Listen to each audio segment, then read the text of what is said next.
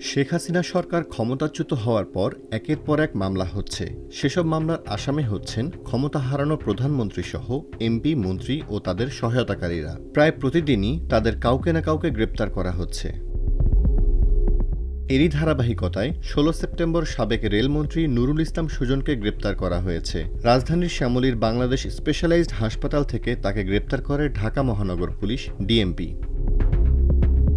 পাশাপাশি একই দিনে গ্রেপ্তার করা হয়েছে রাজশাহী ৪ আসনের সাবেক এমপি ইঞ্জিনিয়ার এনামুল হককে। এর আগে ১৫ সেপ্টেম্বর সাবেক সংস্কৃতিমন্ত্রী আসাদুজ্জামান নূর এবং বেসামরিক ও পর্যটন মন্ত্রণালয়ের প্রতিমন্ত্রী মাহবুব আলীকে গ্রেপ্তার করা হয়েছে।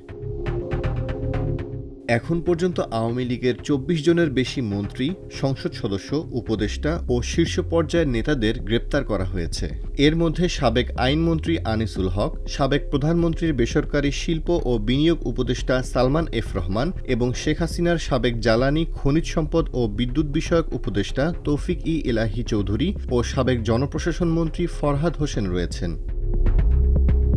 ক্ষমতা হারানোর পর সাবেক প্রধানমন্ত্রী শেখ হাসিনার বিরুদ্ধে শতাধিক মামলা হয়েছে, যার বেশিরভাগই হত্যা মামলা। এছাড়া গণহত্যা এবং অপহরণের মতো অভিযোগেও মামলা হয়েছে আওয়ামী লীগ সভাপতির বিরুদ্ধে। এসব মামলার আসামির তালিকায় শেখ হাসিনার বোন শেখ রেহানা, ছেলে সজীব ওয়াজেদ জয়, মেয়ে সাইমা ওয়াজেদ পুতুলেরও নাম রয়েছে। একইভাবে নাম রয়েছে আওয়ামী লীগের শীর্ষ অনেক নেতাদের।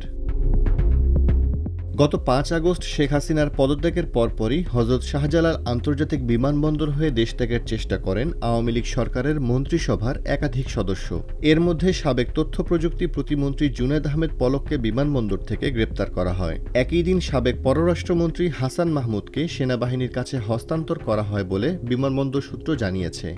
তবে হাসান মাহমুদ সম্পর্কে এখনও কিছু জানায়নি আইনশৃঙ্খলা বাহিনী।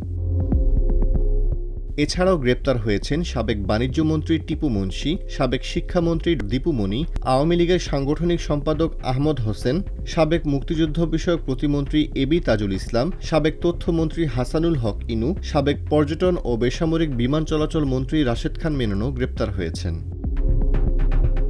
এদিকে সরকার পতনের পর আওয়ামী লীগ সভাপতি শেখ হাসিনা সহ দলের অনেক নেতাদের বিরুদ্ধে গণহত্যা, হত্যা, গুম ইত্যাদির মামলা করা হচ্ছে। তাদের অনেককে গ্রেপ্তার করা হয়েছে, আবার অনেককে রিমান্ডেও নেওয়া হয়েছে।